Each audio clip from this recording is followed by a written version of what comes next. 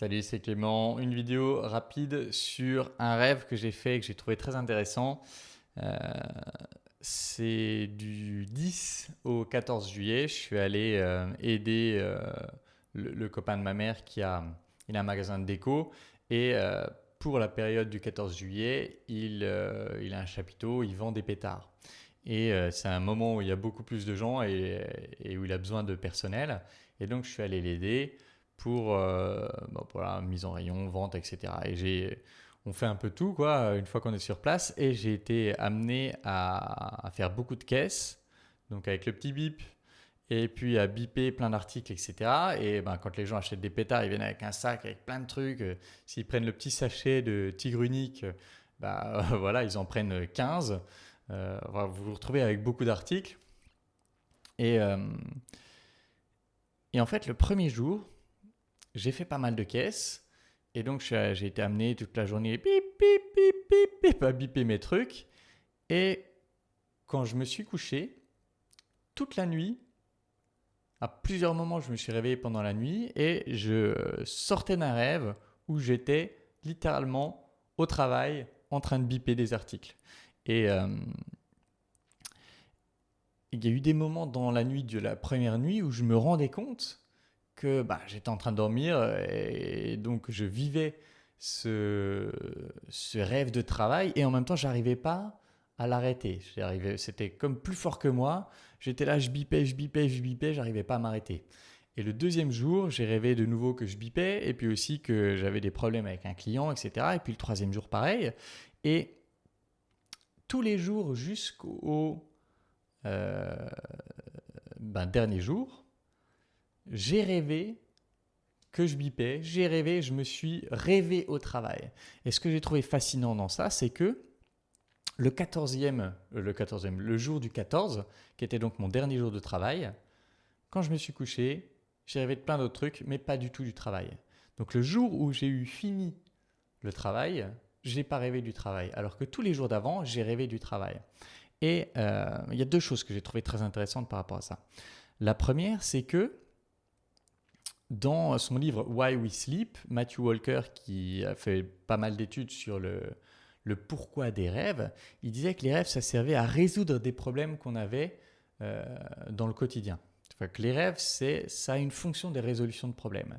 Et là, étant face à un nouveau job, étant face à un truc que j'ai jamais fait, ça fait sens que en rêve, je vais revisionner le truc pour plus rapidement devenir à l'aise dans cette nouvelle position, pour plus rapidement m'adapter dans cette position. Et ça fait aussi sens que le jour 14, où je sais, le jour du 14, où je sais que le lendemain, j'aurai pas à aller au boulot, j'en rêve pas, parce que j'en ai plus besoin.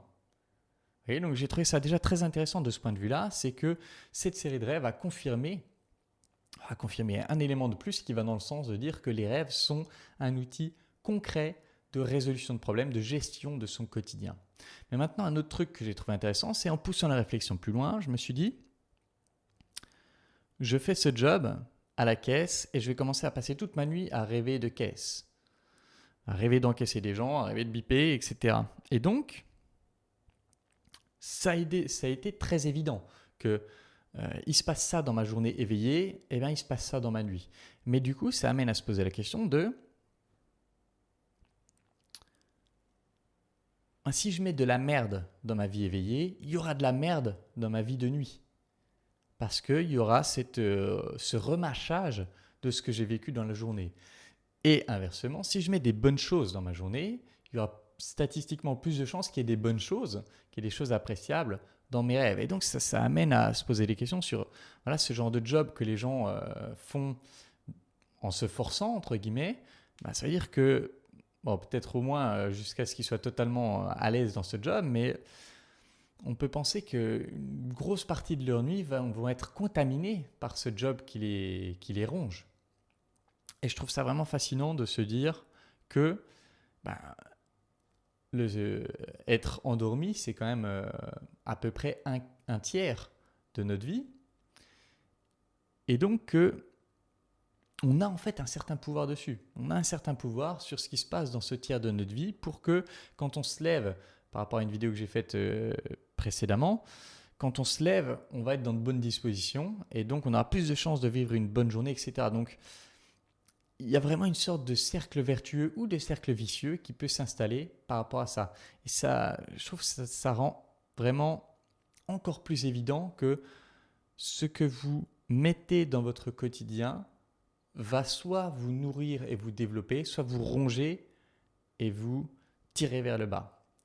Et donc, voilà, c'était un rappel de plus via ces rêves très clairs que ce que vous faites dans votre journée va contaminer votre nuit, ce que vous faites dans votre nuit va contaminer votre journée et inversement. Donc la conclusion de ça, c'est très simple. Il ne faut pas se laisser dévorer par son quotidien et il est fondamental de mettre des choses en pratique au quotidien pour que le quotidien soit mieux, pour rentrer dans ces cercles vertueux et tout simplement accéder à une vie plus nourrissante, plus apaisée et plus heureuse. C'est tout pour cette vidéo. Comme d'habitude, si vous voulez travailler avec moi, postulez à l'École des Guerriers. C'est le programme le plus puissant que j'ai à offrir et c'est pour ça que je le maintiens dans le temps.